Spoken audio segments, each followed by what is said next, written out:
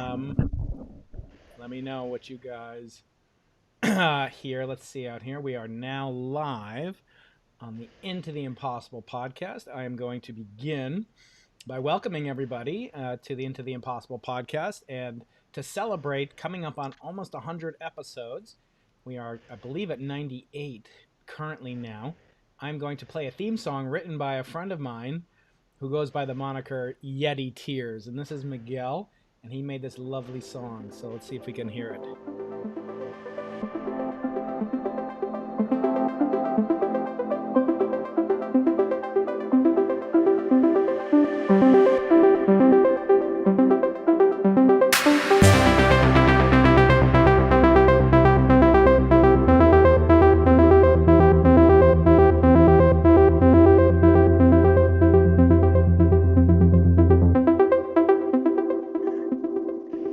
Yeah, that worked. All right, everybody. So that is my cool new addition, an early Hanukkah present from me from my friend Mr. Miguel at Yeti Tears. He's a phenomenal musician. I want to thank him for doing that. We're getting all sorts of cool stuff happening on the podcast. We'll talk about that later. But today I'm super excited to talk to these two gentlemen astronomers who have written a wonderful book called The Cosmic Revolutionaries Handbook. I thought this was Bernie Sanders' science policy platform, but actually, no, it is about what I study. And I want to introduce the two authors, two doctors, including Professor Geraint Lewis, who is there. Hello, Geraint. Say hello to the Into the Impossible audience of dozens. Hello, everybody. How's it going? And then his counterpart, Luke Barnes, Dr. Luke Barnes, who is an astronomer. Also, you guys are joining us bright and early or extremely late in Australia? What is it? What time is it now? 9 in the morning. 9 a.m. Okay, Yeah. oh, that's pretty relaxing, but it's a day ahead, so you It's can tell me dead. you can tell me what's happening in advance. Yeah, tomorrow's pretty nice. Tomorrow's pretty. What are the lottery numbers I should play tomorrow? So we're going to be talking, as I said, about this phenomenal book called The Cosmic Revolutionaries Handbook, with encomia presented by none other than people such as Sean Carroll, Dr. Sean Carroll, and Dr. Primavadia Narjan, who's known as Priya to those who love her at Yale University. And she and Sean provide a deep, loving, and raving encomia for your fine book. I want to start by asking you, you won't know this, I don't think you know this, but the person who previously occupied the very space that I'm speaking to you from as we speak is Dr. Jeff Burbidge. Now, if there was ever a cosmic revolutionary, it was Jeff Burbidge. You mentioned him in the book. And of course, he had many ideas outside the mainstream of cosmology that I want to get into. But first, I wanted to just bid you greetings from Jeff Burbidge's office. Behind me, over my shoulder, you see a picture taken by his wife. That's Margaret Burbidge, who is one of the most towering astronomers of the previous generation. She passed away this year earlier in 2020 at the ripe old age of 100. She was not as revolutionary as her husband and partner, Jeff Burbidge, but also much more interested in sort of, I would say, orthodox ideas. But I first want to ask you, why bother writing about the ways the Big Bang could be wrong when we each probably get a fair number of emails every day stating and attesting to a previously undiscovered theory of the universe? Why do we need a book about how to overcome the Big Bang? Well, precisely for that reason that you just said. Luke and I give a lot of public talks in astronomy and cosmology. And after the talk, as you know, you get lots of great questions, especially from the kids. But in the audience, always somewhere at the back, there's a retired gentleman. They're normally a man. They're normally an engineer. And they basically think that we're wrong, that they don't like this notion of a universe that was born 14 billion years ago, that's expanding, etc. And they know the truth, right? They have the right idea. They know where we've gone wrong and how to put it right. But they want to know why don't astronomers, cosmologists listen to them? So we actually got tired of answering the same questions over and over again. So we thought we'd lay out in book form what we thought the process you would have to take to really overthrow the Big Bang. And Luke, what was in it for you? I would worry if I was a younger person in my career that I might get tainted with the stench of revolution in the air. What gave you the courage to go, as we say, into the impossible and co-author such a marvelous little book? Well, actually, to be honest, this one's nothing compared to our last book, Unfortunate Universe, but we can talk about that another time. So as Geraint said, we kept getting emails from people and questions from people telling us how to do our job.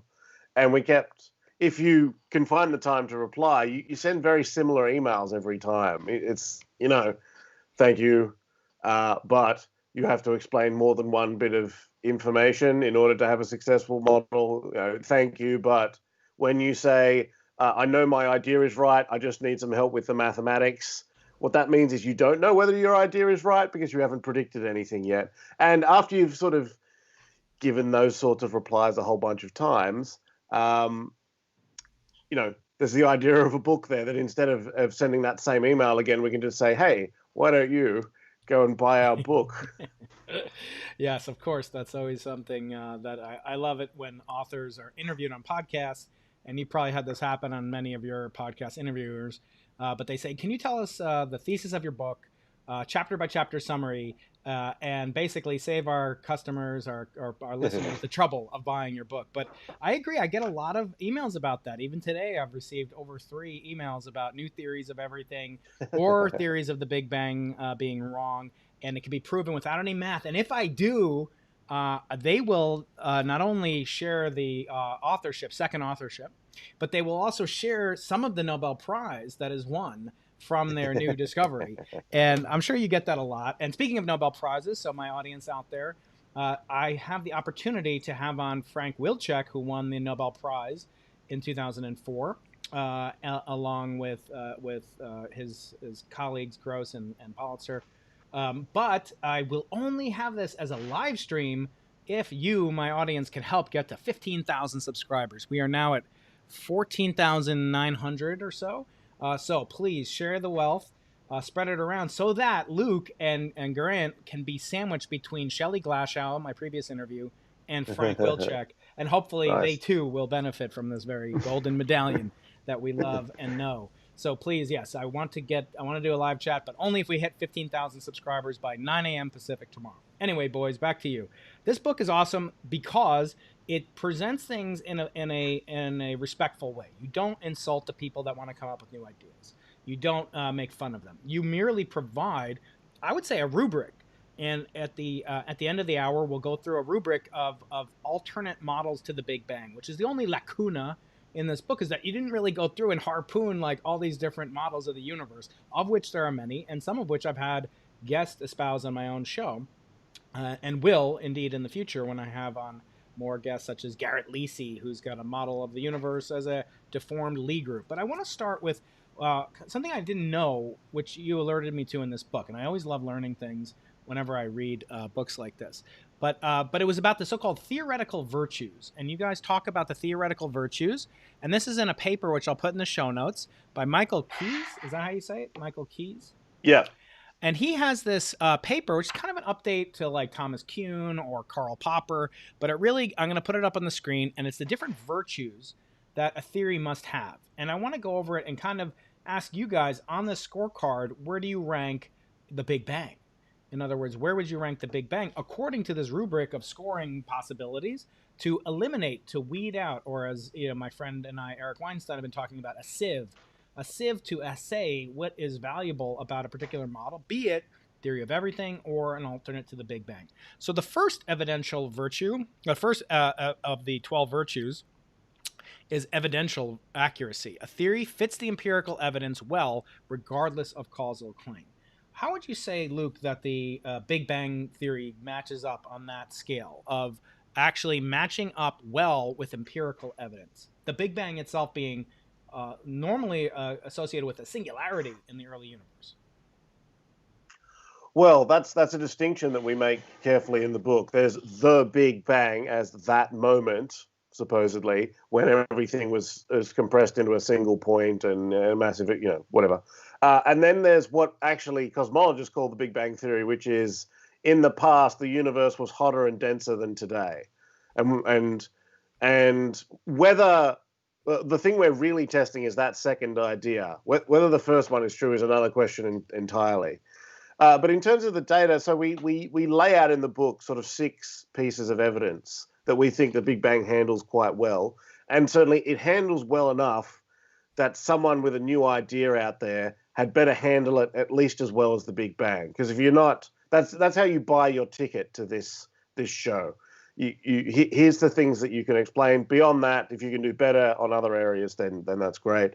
So, for example, the relationship between redshift and distance, the fact that we see redshifted galaxies everywhere in the universe, and the redshift increases the further away that you look, is something that's very nicely explained by the Big Bang theory.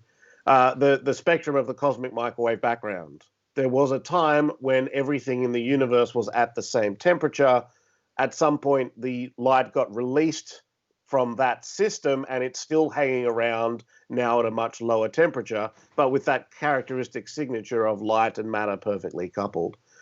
But there's still open opportunities there, as we talk about in the book. For example, when we predict what nuclear reactions in the early universe will create in terms of the species of the elements, we get helium about right, we get deuterium about right, 1 proton, 1 neutron. We get helium-3 about right, but then we get lithium wrong by a factor of about 3. So we're not miles out, but it's still enough. Lithium is really important to some of us.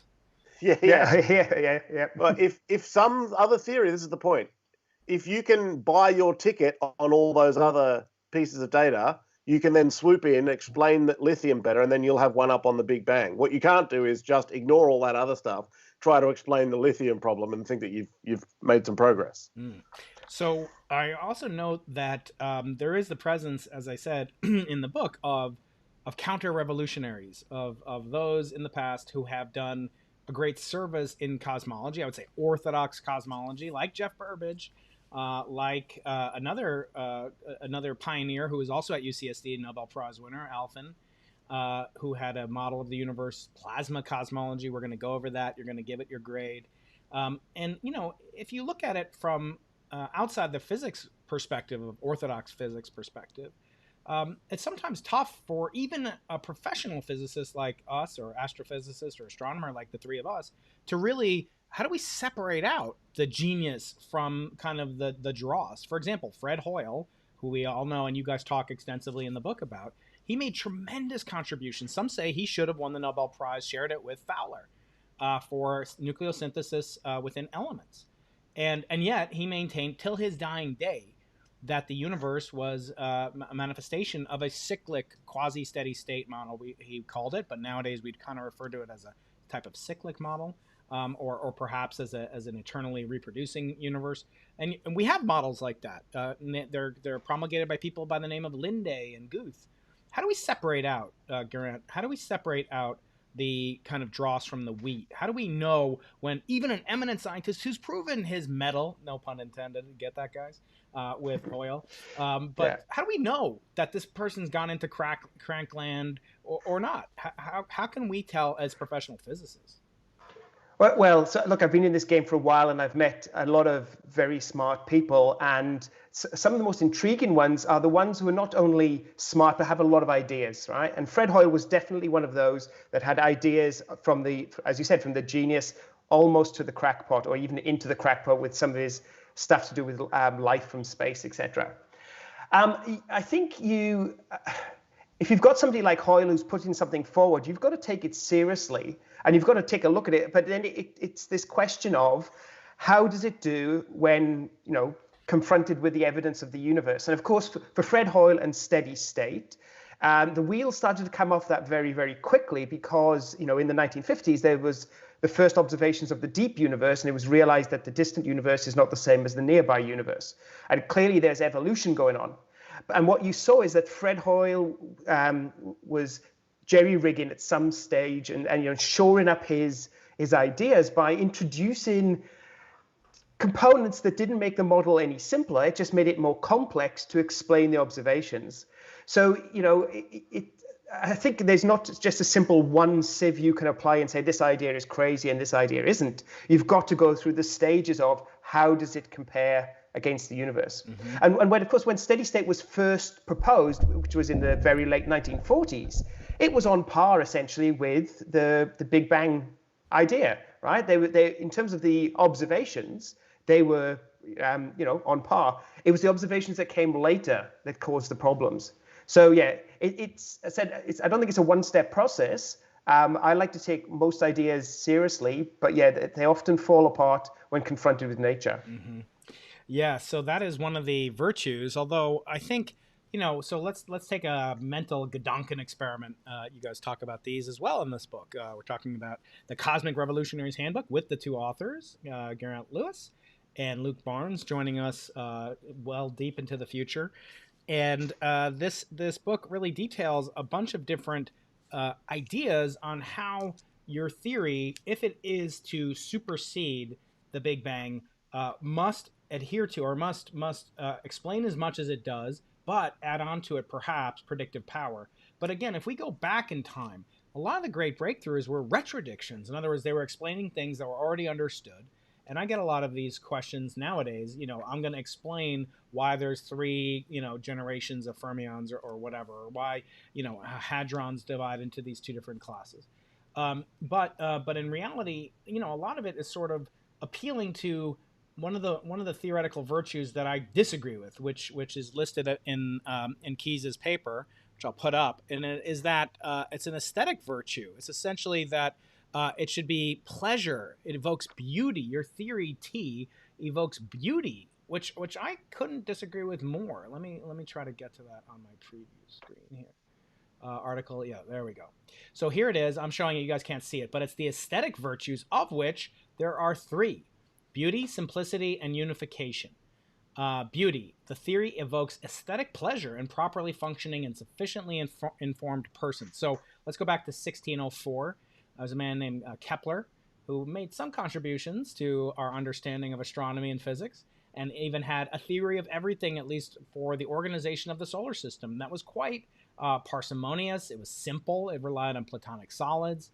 We can go back further. Frank Wilczek writes a lot about Pythagoras. He spends a lot of time talking about Pythagoras, whose H-index has not moved much lately, but is still nevertheless quite well respected. And then unifies, explains more facts than rivals with the same amount of theoretical content. Do you think that we are sort of overwhelmed by this notion of beauty or aesthetic pleasure in sufficiently informed persons? I'll start with Luke on that question. Yeah, so this is an interesting question. It's come into focus a bit more. Sabine Hossenfelder has been quite her book Lost in Math, or she's been a guest on the show elsewhere. Mm-hmm. Yeah, has sort of shone a light on this in particular because on the back of naturalness arguments and which seem like sort of beauty arguments, we're looking for supersymmetry using billions and billions and billions of dollars. So there's a lot at stake in that sort of in this discussion. I'd say these are theoretical virtues. These are not theoretical mandates. If you've got it, then that's all sort of ceteris paribus. It's all things being equal. I mean, you can't help as a physicist when you first see general relativity. You've got some hard work to do to get yourself up to the maths that you need to understand it. But it is a deeply, it's an amazing theory. It's a very beautiful thing. There's a quote from Einstein that if the data went against it, then he'd feel sorry for God or something like that. The theory is correct. The universe Dirac said should similar follow things too, right? But I think more than that. Yeah. So I think it's a virtue. I should say what Mike's doing in this paper is there's been a bunch of other papers, and he's a historian of science, not a philosopher of science, although he covers in that area, and not a scientist. He's trying to not say this is how science must be done, but what are the sorts of things that scientists themselves have presented as being, here's a reason to think my theory is a good theory. And so my theory is remarkably simple while still doing all the other things. Does seem to be a bonus. Mm-hmm. And I want to take a little pause to advertise for the cause. I am I am actually being approached by advertisers to advertise on the Into the Impossible podcast. I have not yet accepted such remuneration, and I don't know if I will. But I do want to mention this book, which I am not being paid to endorse. I really love this book, The Cosmic Revolutionaries Handbook, written by Geraint Lewis and Luke Barnes. I want to congratulate Geraint first, being selected as the Vice Chancellor's award-winning researcher at the University of Sydney. So congratulations for that, Geraint. Thank you very much. I saw that on LinkedIn, so congratulations. Yes. That's really cool. Now I want to do something that I don't normally do, but since sometimes we get some fun interactions, I want to ask you guys, I looked over your Amazon US ratings of the book. There's 38 reviews of your book, written or star reviews. I want to ask you if you'll play along in this game that I call high and low. Yeah.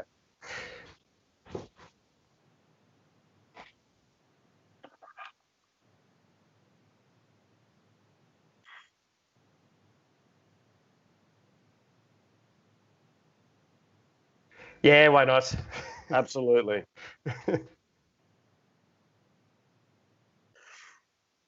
Well, I'll leave that in your capable hands.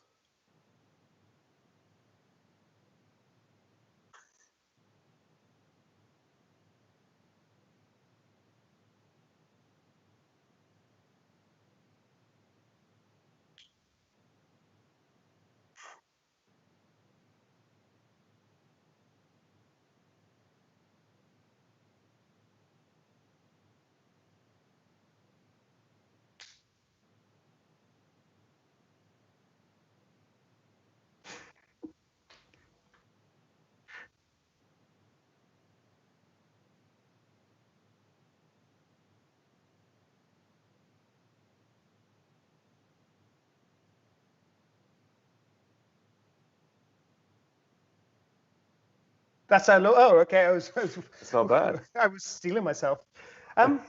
Yeah, I'm quite happy with that. As you said, I'd translate it into cricket language first, but other than that, I'm quite happy with it.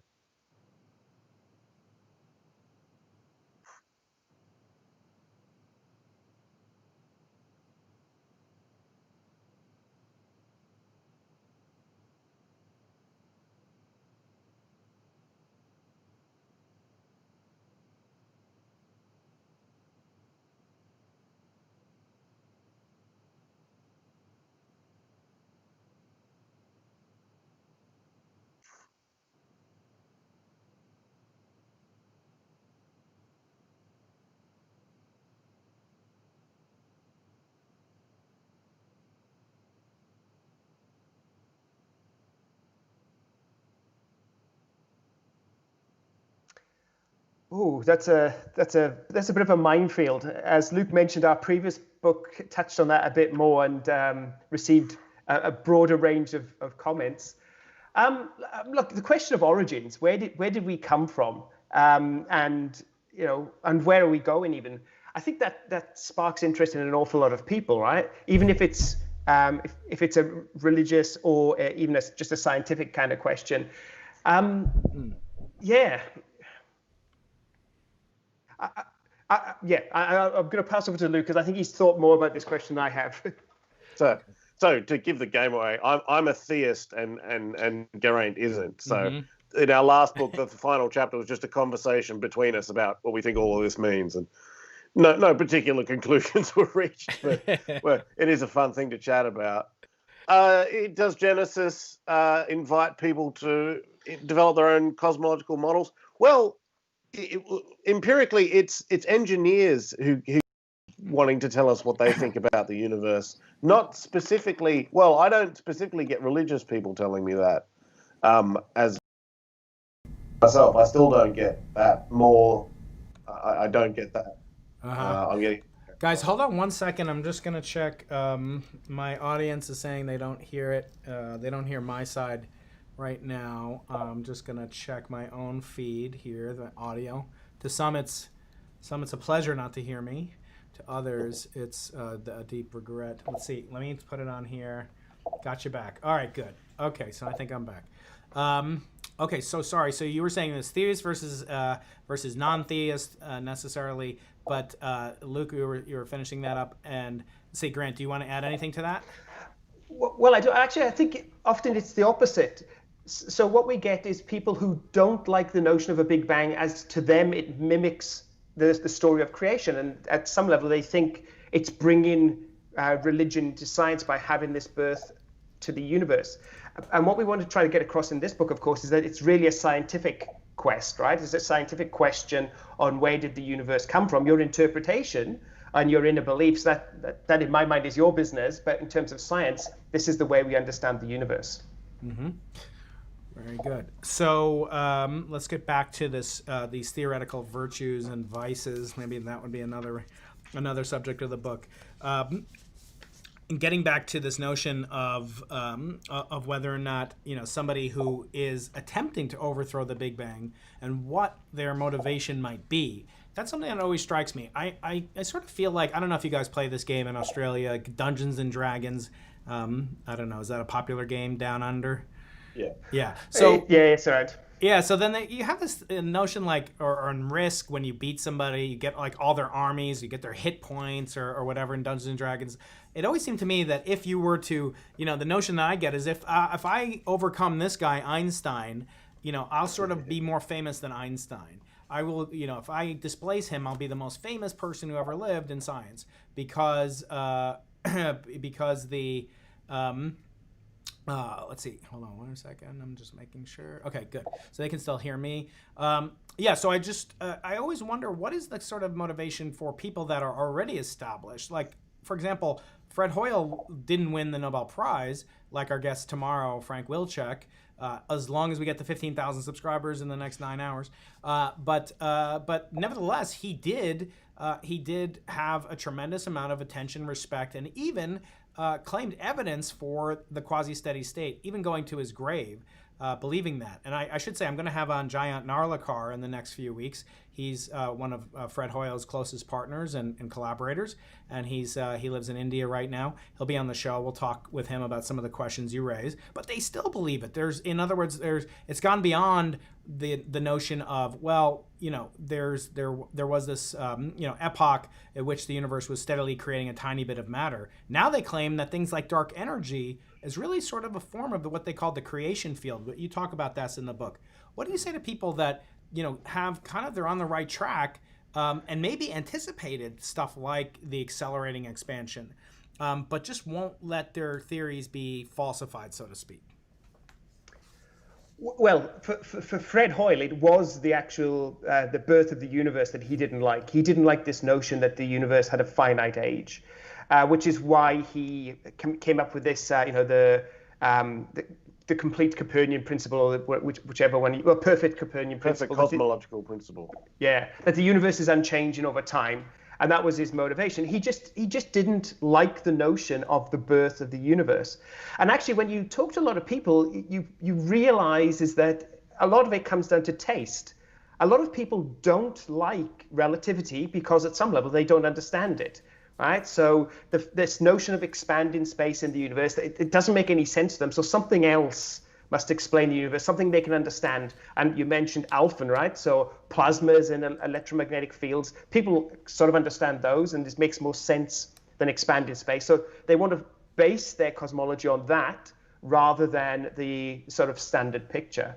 So yeah, and of course the problem is that people are people, and no matter how we sort of separate the person from the science, we say that science is, there's no person in there.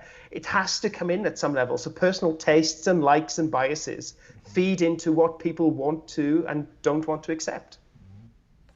So now let's take a look through the book. Again, I hate it when authors are asked to, essentially divulge the entirety of the book, and people are not encouraged to buy the book. I want everybody to buy this book, multiple copies. It's available on all different platforms, Amazon, as well as Kindle and audiobook too. At least I was able to find it. I want to go to some modern incarnations of ways to evade the Big Bang, including the winner of the 2020 or co-winner of the 2020 Nobel Prize, Sir Roger Penrose, who was on the show last month, right after he won the Nobel Prize for his second.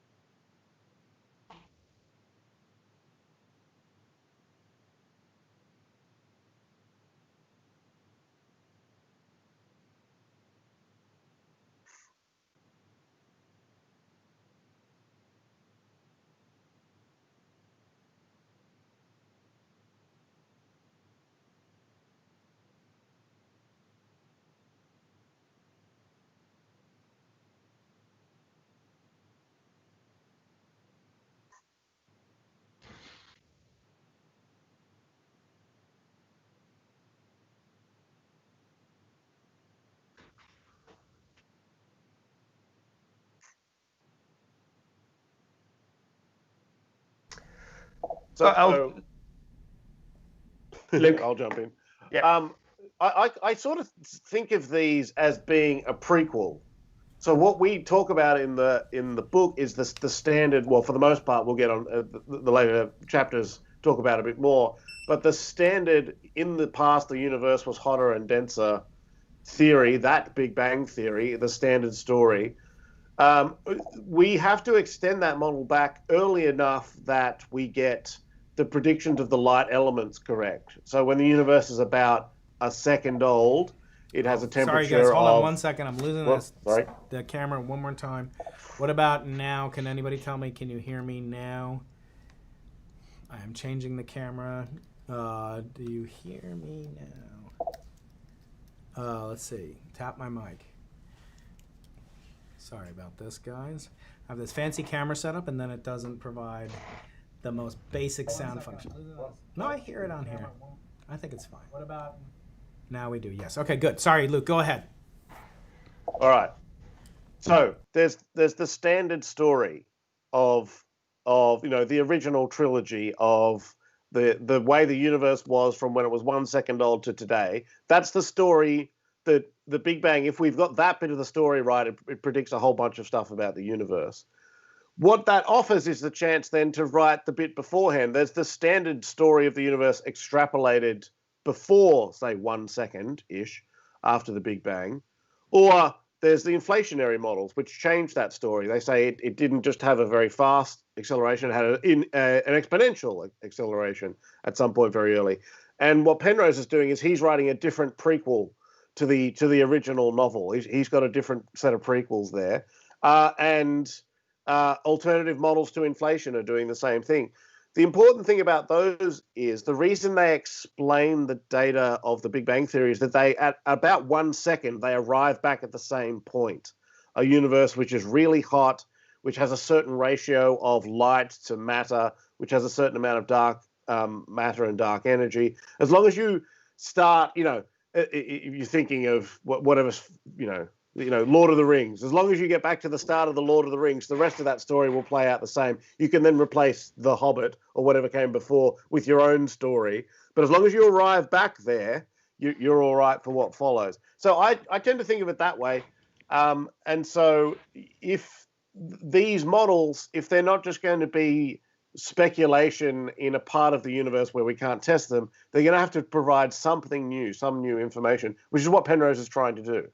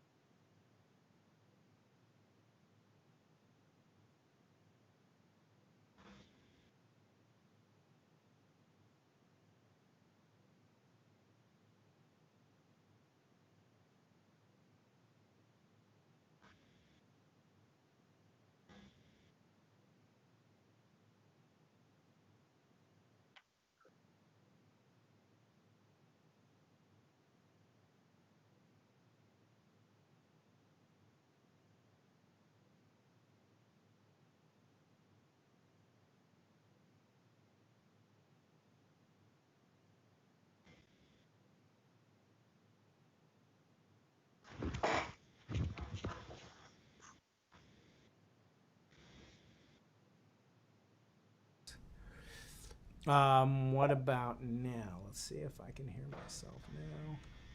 Yeah, sorry about this, guys. We'll edit this out, before we send it to the BBC or the ABC.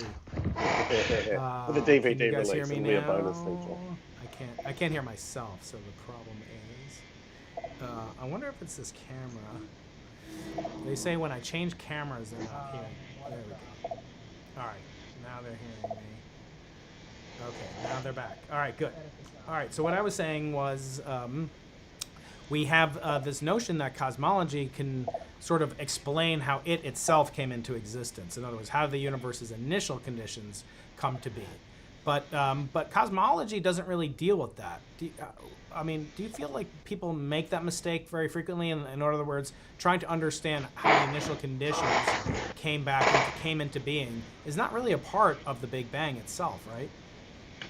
Yeah, that's right. So that's why we focused on things like explaining the observational evidence that we have in the universe around us. But that question of the instant, the birth of the universe, is really a separate question. And we find that, and look, it's partially our fault as scientists. We mash the words together without defining what we're talking about quite often. And there are people that don't like the notion of the initial singularity, whereas most cosmologists don't even think about it, right? That's not their day job. They're studying the universe around us. So they are separate questions, but they get mashed into one.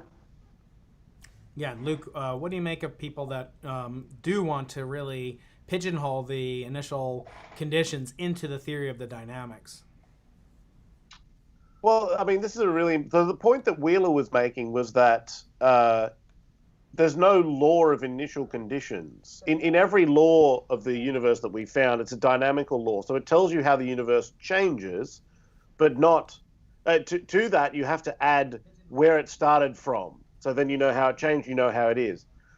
This is sort of true of every law we've seen. And so all that means is it's not that the initial conditions are just something we can't talk about at all. It's got to be a separate postulate. At some point, you get down to the point where this is where I was confused in like first year physics that the Schrodinger equation of quantum mechanics went up on the board, and you ask where did that come from, and ultimately the answer is something like, well, from Schrodinger. He just thought that was a good idea, and then we thought, oh, what if the universe was like that, and then off we go. At some point there's no deeper derivations to be made. You just say, what if the universe was like this? And as a part of that, you have to say, what if the universe started off like this? Mm-hmm. So it's very important. This is the point we make in the book. There's the part of cosmology which is trying to use the model we have to try to predict the data that we see. When we talk about the singularity, we're not doing that sort of stuff. We're saying, here's the theoretical ideas we have. What if we push to them really hard towards the start of the universe? What might they tell us? And the answer to that has always got to be something speculative. There are some interesting clues there. It's a conversation we can have. It's just a very different thing from, can I explain some data? Right. So I want to walk through a couple of other ideas that I took away from this book, but not before really visiting this topic that you brought up in the book, which is the kind of notion for the necessity of a grand unified theory, a theory of everything that unifies gravity with the other three higher energy forces. You do mention it in the book. It's not, as prominent because it's not really a book about fundamental physics, but nevertheless, you do mention it in the context of both the Big Bang and in the context of black holes and singularities thereof. What do you assess right now the kind of a scorecard for theories of everything? There are so many of them. We've had on discussions over the summer, live streams about different theories of everything. There seem to be a lot coming out now, and the question is, why is that happening? What do you guys take? What's your take, Geraint? Let's start with you. What's the take that you have on why is there such a proliferation of theories of everything? I'll give you my short thing, and then you guys can respond to it just as you will. But my feeling is we don't know that singularities exist at all in nature. In other words, there's no evidence of a singularity of an infinite quantity, let alone an infinite quantity that then smoothly transitions over time. As my kids say, I love you 2 times infinity. Well, half of infinity is still infinity, right? So once it cools down, from infinity, it's still infinity. So the Big Bang infinity presents us with problems. The black hole, firewall prevents us from seeing the singularity that could be at the center of a black hole. So those are the only two contexts in which I'm aware of that we need a theory of everything. So what do you guys make of that? Why do you think there is so much effort put on marrying quantum mechanics to gravity when the two situations that I can think about aren't really ever going to be testable? So I'll start with a story. I began my undergraduate degree in 1987 at the University of London, and one of my tutors was Michael Green, one of the fathers of string theory. And we were told in 1987 that any day now, string theory is going to crack it, and we will have a unified theory of gravity, etc. Here we are, 30 odd years later, and I feel that we haven't really moved on that far.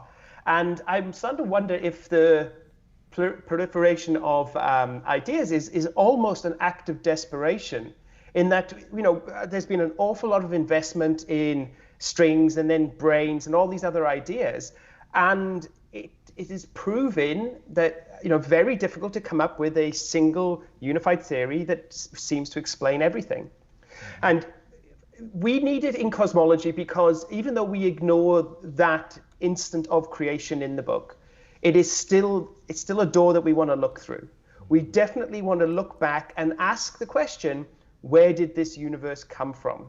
Is it a one-off, or is it part of something bigger? And until we can work out how gravity and the other forces play nicely together, we have that theoretical wall at twiddle the Planck time or whatever it is that we cannot see through. And everything that's been done to date is effectively jerry-rigged. At some level, we've shoehorned gravity and the other forces together to peer what we think we're peering through the door. Mm-hmm. But we really want to open it and ask the question where the universe came from. So I'm getting a question from one of my dedicated listeners, Simon Farmer. And Simon's asking, how long after the Big Bang, which he may mean the origin of time, as Hawking would refer to it, how long after the Big Bang is a theory considered part of the Big Bang theory? A second, a year, the epoch of reionization or recombination? When should we rightfully consider adding on to the Big Bang and trying to revolt against it? Luke? So for me, and I'm taking this from Martin Rees actually, it's upcoming the initial guest on the show. Upcoming guest. Oh, very good. Yeah, he's fascinating. For me, it's the initial conditions of nucleosynthesis. So wherever you need to start your story of the universe, and in the standard model, it's about a second-ish after the beginning, in order that you then calculate the nuclear reactions that happen during that first 3 minutes or so, and at the end of that, you get your predictions for the abundance of the light elements in the universe. That's sort of the first point where there's a relic of that part of the story. There's the story we tell of that first 3 minutes, and the leftovers of that is all the helium in the universe around us. So for me, that's anything that happened before then doesn't leave really a relic so much. As I said before, as long as you arrive at 1 second in the sort of state that the standard story tells, you should be okay. So for me, that's the sort of cutoff point. Mm-hmm. If we found a relic from even earlier, say a background of neutrinos, a gravitational wave background, then suddenly the story that we can actually test in some sense directly, or it's a long time ago, so it doesn't seem very direct, that's the start of that story would go even earlier. But things like inflation, again, are sort of part of that prequel. Mm-hmm. Yeah, I think I agree with Luke. This start of nucleosynthesis, that's where we're confident. But as you push back, the number of questions just keeps increasing. Our uncertainty keeps increasing.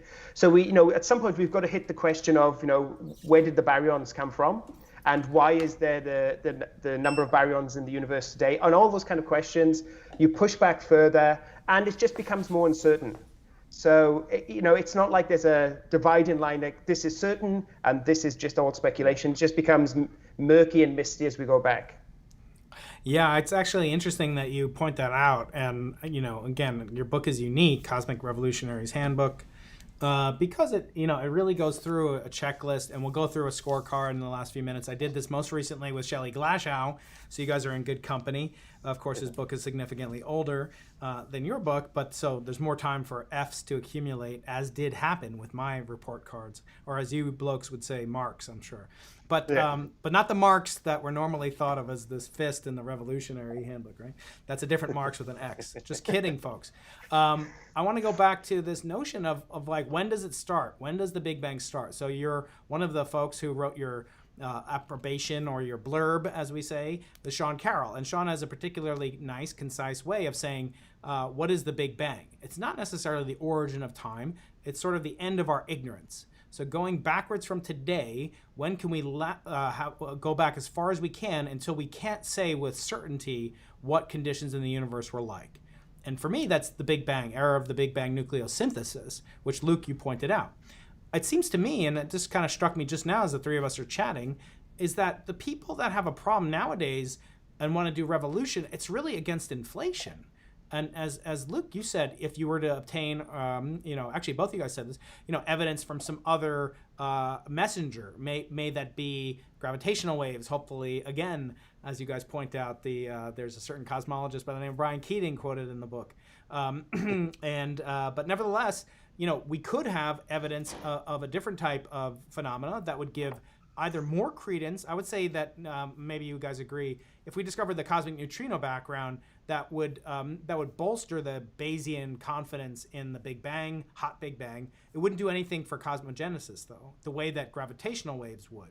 What do you guys think? Do you think the problem that people have, like Penrose and Steinhardt and Turok and others, is with the Big Bang, or is it with inflation? I think it's a little bit of both, isn't it? I mean, for some people, again, people are people. For some people, inflation is one of those things that they feel it's rock solid. It's something that happened to the universe. But to others, it's somehow some sort of add-on, right? It's some sort of almost ad hoc addition that solves some problems that might not actually be problems. So I think there is a little bit of still unease around the question of inflation, because there is no slam dunk, this is the evidence that conclusively demonstrated that we had a period of inflation. So if we don't have inflation, then we still have questions around the properties of the universe, the flatness horizon, which may or may not be problems that you still need to address. And I think that's what, where Steinhardt is coming from. And also, with regards to Roger Penrose, I mean, I haven't looked at what he's done. We know his mind is somewhat different to ours, right? To him, everything's a geometric shape. And for him, it makes sense to join singularities to singularities in a geometric sense. And that's the sort of basis of his picture. I think some people just feel uncomfortable with the lack of concrete evidence of inflation. So you do need to have some sort of alternative to explain the properties of the universe we see around us. Mm-hmm. So I want to close before we get to the rubric, and I want to have time to cover some of my favorite ways to beat the Big Bang. Maybe your next book will be about theories of everything, in a sense that, almost every day, and I make this joke, probably too often than I should, but I get all these emails about theories of everything, but nobody ever proposes an experiment of everything. It's like, and I wondered, I was thinking about that today. Is that because, and then this is not to denigrate my, some of my best friends are theorists. They call me their plumber or electrician. I'm fine with that as long as you can handle my questions. But the point being that a lot of it is that there's a supply and demand problem. It's easier. It just happens to be true. It's easier to create a theory than it is to build an experiment. It's no doubt about it. And I'm wondering if there's a whole bunch of low-hanging fruit or data that is already been collected. You guys give this wonderful link to this program, which I wasn't aware of, and I was only dismayed that it wasn't available on my iPhone, this Alter Big BBN, where you can change BBN, Big Bang Nucleosynthesis code, which has been around since my friend and former professor at Stanford, Bob Wagner, and his team were doing this in the 60s, and he's still going strong. He was an influence, really strong influence in my career. But you have to agree with it. It doesn't matter what you do in your theory. You have to agree with BBN, at least except for lithium. Again, more important to some of us than others. But the point being, there are ways to test it and compare to actually existing data. So my concern is, when somebody emails me something, what should I give them? Should I give them, besides telling them to buy your book, and go online to get Cosmic Revolutionaries Handbook, which is a phenomenal book. What else should I do? Should it be, can you rederive all the literature? Do you understand all the literature? Certainly that's a prerequisite. But again, people like Alphen, Burbidge, Hoyle, they were pretty conversant with the literature. So what should we do as sort of practicing physicists with a desire to do outreach and communicate with the public? They pay our taxes. Sorry. They don't pay our taxes yet. Their taxes pay our salaries, right? At least I'm a public employee. I assume you guys are at some level as well.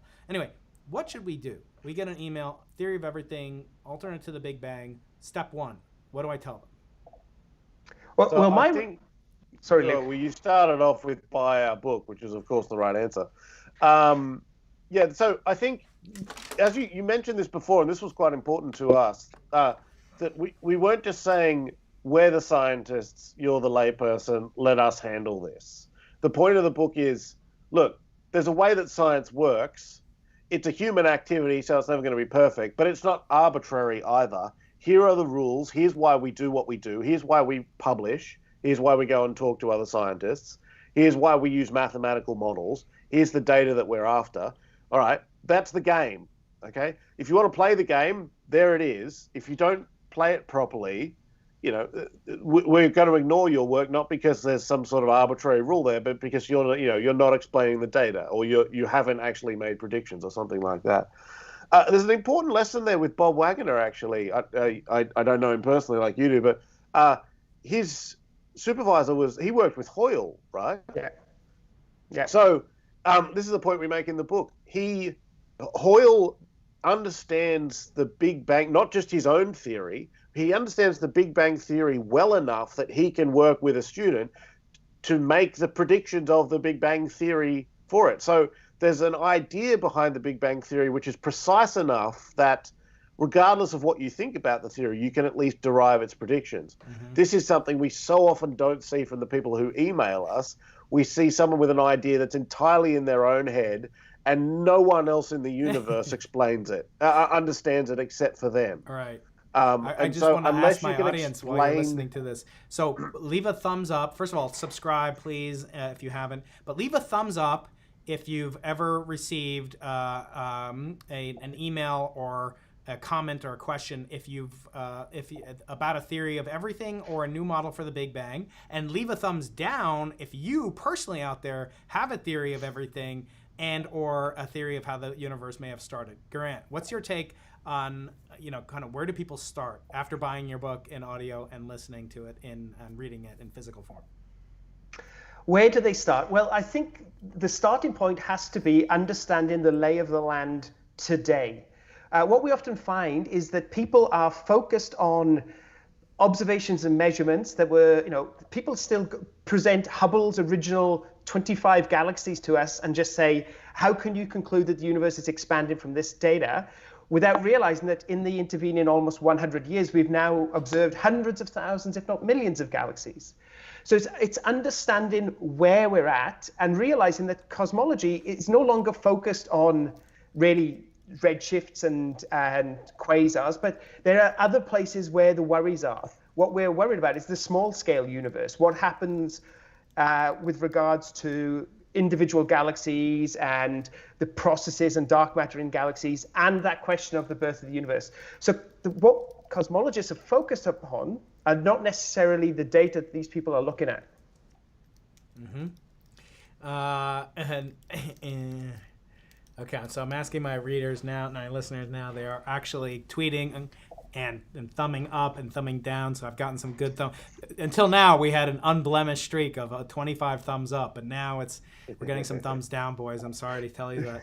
I'm going to read you some names of some theories of everything, some alternate cosmological models, and without going into them, I want you to tell me if this is from a crank or a legitimate scientist. First one, a rotating universe. A Revolutionary Theory of Everything, A Brief History of Timelessness.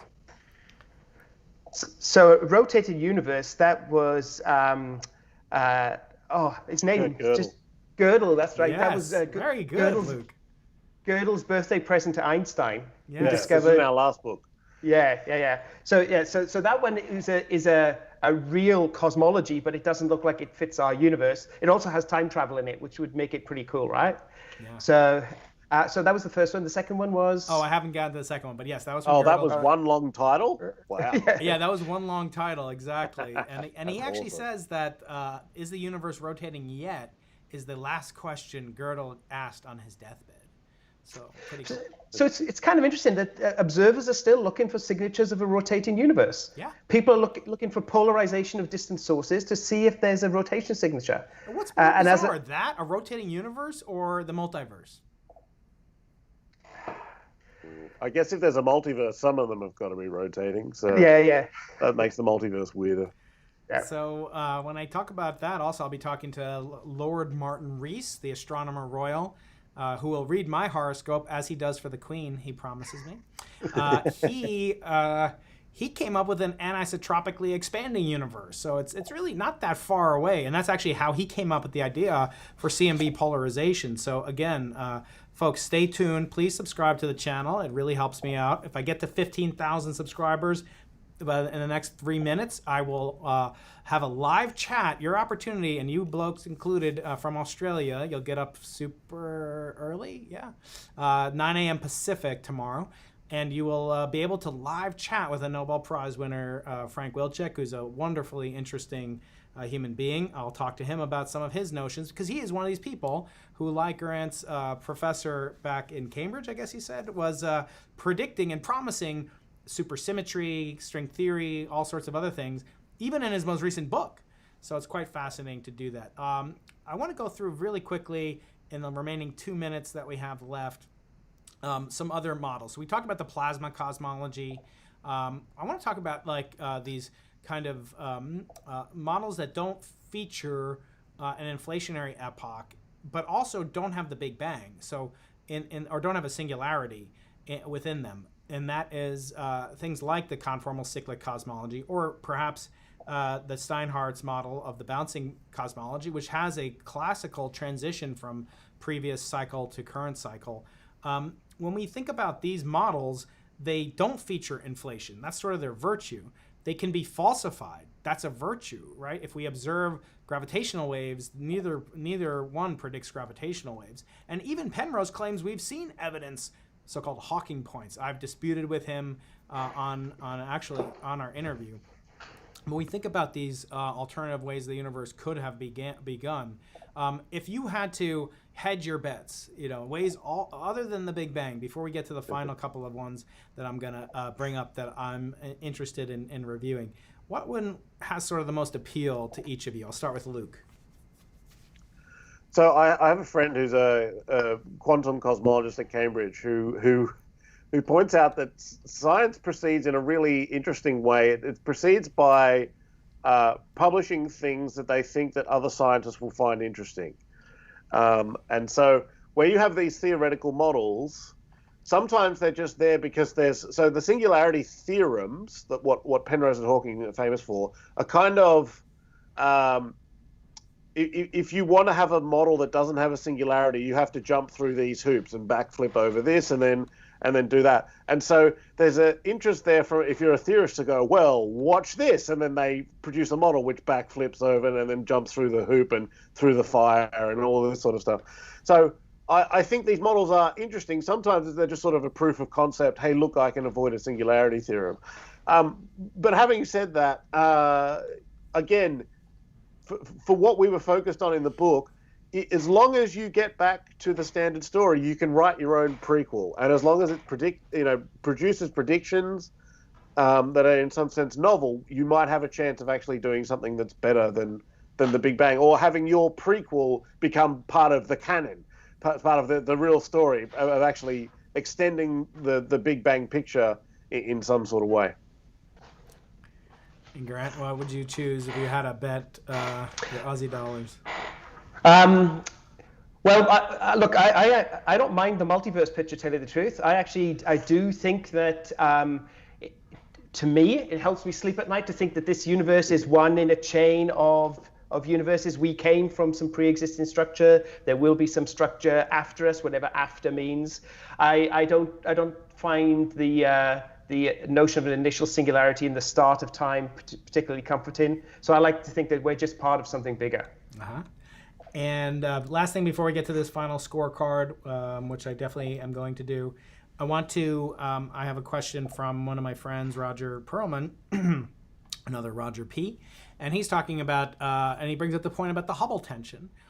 So as you know, we have a great deal of anxiety as cosmologists, which is why we're so interested in lithium. I'll stop making that joke. But the point being that we have all these controversies, so to speak. I actually had a so-called Great Debate Part 2 with Wendy Friedman, Adam Rees, Sarah Seeger, Jan Levin, David Spergel, and we talked about this, pretty radically sized, 5 sigma, discrepancy between measurements of the Hubble constant, early times, late times. And on the back of the book, you guys talk about, why should we trust these cosmologists? Big Bang, everything started in a Big Bang, invisible dark matter, invisible dark energy, Hubble tension. We have all sorts of other, possible controversies that could arise. Why do we trust it? It's got, kind of some bizarre features to it. Unlike, say, quantum electrodynamics. It's not like, all of a sudden there's a quantum electronic elf. And the elf is what's doing the Feynman diagram sorting. We don't have that. It's not like extremely precise 12 decimal places and then all of a sudden this wacky kind of bolt-on thing like wormholes and parallel universes.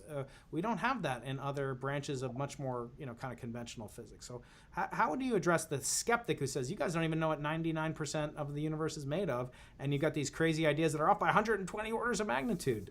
Luke, what do you say to such a skeptic, a revolutionary? So what we say is go and do better. One of the points we make in the book is no one's really that happy with dark energy. So dark matter and dark energy especially. So we keep seeing, the comments that there's a conspiracy amongst cosmologists. They want to preserve their existing theories. I think my impression is we'd all throw dark matter away tomorrow if we had a better model. It's just we're not going to make a move from a model that works, even if there's bits of it we don't understand, to no model at all. That's not a move we're ever going to make. Like, you got to show us somewhere better. We're not just going to jump into a vacuum and just float free for a while. That's what I'd say. I mean, yes, there are problems. The reason we're here is because we don't have a better solution. But if you've got one, for heaven's sake, tell us. And okay, so let's finish up by the kind of rubric, the scorecard that you guys mentioned. I'm going to try not to lose my screen, and this is risky, or lose my audio. So people tell me if I lose the audio, but I do want to do this. I'm going to add in sharing my screen. These are the 10 ways to beating the Big Bang and building a better universe. Are you guys okay if I put this in the show notes? Because what I'm going to propose is that I use this and I ask my audience to come up with a version of this, an analog of this, but for theories of everything. So hopefully you guys will do a great service to physics, and let's review it as it's presented on the screen. First, number 1, the rules according to Lewis and to Barnes. 10 steps to beating the Big Bang and building a better universe. Know your enemy. Let me see. First, let me ask, can you guys hear me out there? Hear me still? Okay, great. Number 1, know thine enemy. Learn the mathematical model that undergirds the Big Bang Theory. 2, prepare your rival. Your theory of the universe needs to be precisely formulated, ready for anyone to use to predict data. Number 3, Albers Paradox. You guys spend a great amount of time, and importantly and appropriately so, on Albers Paradox. Has to explain why the night sky is dark. 4, redshift and distance. Why do we observe the light we receive from distant galaxies? Almost always redshifted, and why the redshift increases proportionately to distance. Next, fading light. Explain why supernovae fade more slowly and why galaxies are dimmer when their light is more redshifted. explain the CMB and why it has a near perfect black body spectrum. You don't, as I point out, as you point out, you don't make it mandatory that a theorist predict the value of the temperature that we observe today. That's not even part of the standard Big Bang model. And I note that, it's often not really brought up. I don't remember if you guys mentioned it or not, but that the companion paper by Dickey, Peebles, Roll, and Wilkinson was my grand advisor, was basically never mentions the Big Bang once. That paper, which is a companion and explanation, now they're saying they lost the audio. So I'll go back to this. I'm just going to keep reading it. I'll put it in the show notes. Let me see if I can hear myself here. I apologize again. Let's see here. No, I can hear it. I don't know what they're talking about. But anyway, getting back to this, we the final ones after the CMB, which is the only point I was making, is that was never predicted by Dickey, that the Big Bang had to be responsible for the temperature seen by Penzias and Wilson. In fact, they talk about a previous cycle in that paper, so the cyclic universe was still very much in vogue. Cosmic 07 explained the Lyman alpha forest. Of course, Art Wolf was my late colleague. Art Wolf was a professor here. UCSD has a lot of good kind of cranky cosmologists, but also some outstanding ordinary cosmologists, mainstream cosmologists. Ryan Cookie was here, etc. Do better. Cosmic oven. Why does the universe have the essential parts that we observe it? Essentially the BBN predictions. We want to make sure we understand why that is. And the amount of deuterium. Do better. Outdo the Big Bang. Explain the lithium abundance that we see in the universe. And folks like David Tytler, who is also at UCSD, have looked into this problem, trying to understand it. The last one may be controversial with some of my friends, like my good friend Eric Weinstein, who's coming to visit soon. We might do a live stream. If we hit 16,000 subscribers by Friday, Eric and I will do a live stream on this channel for you guys to ask questions of. Last one, publish. Publish your theory. Expose it. Let it be vulnerable. And I think I agree with that. Some people, though, say, sometimes theory is tentative and provisional, and we need to, kind of protect it before publicizing it to the world. But I want to thank you guys for publicizing your wonderful book, The Cosmic Revolutionaries Handbook, with the world. Where can we find you guys on Twitter? First of all, Luke, Geraint, where can we find you guys on Twitter? And what else are you up to next? What's your third book going to be about? Okay, so I'm at cosmic_horizons, Luke. And I'm at Luke Barnes Astro. And well, we've got some ideas for the next book. One of them would be about symmetry, because this kept on coming up in our previous books, that the universe seems to have a sort of love-hate relationship with symmetry. Some of the ones we can imagine are out there, and some of the ones we can imagine are not the way the universe is. So yeah, just sort of explaining that. Very good. I'd love to hear about that. Yeah, the book by Frank Wilczek that I'm talking about tomorrow is a beautiful question. No, I've lost your audio, Brian. Oh, you did? Okay. So I think I know why it's happening. Can you hear me now? Now. Yeah. Okay. Yeah, okay, you're back. Good. So hopefully people out there can hear me as well. I want to just conclude by saying I've really enjoyed having you on the Into the Impossible podcast. I'm going to encourage people to like this video, comment, subscribe, etc. Please share the channel with as many people as possible so we can do a live chat with Frank Wilczek tomorrow and possibly Eric Weinstein on Friday. I want to thank my friend Miguel for making this wonderful intro-outro music that I'll play in a second. Miguel is at Yeti Tears on Instagram and on Twitter. And I want to thank you guys for a wonderful interview, and I wish you the best of luck, and may we all continue the revolution. The revolution will be pushed on YouTube. Thank you. Thanks, Brian. Bye, guys. Take care. Cheers.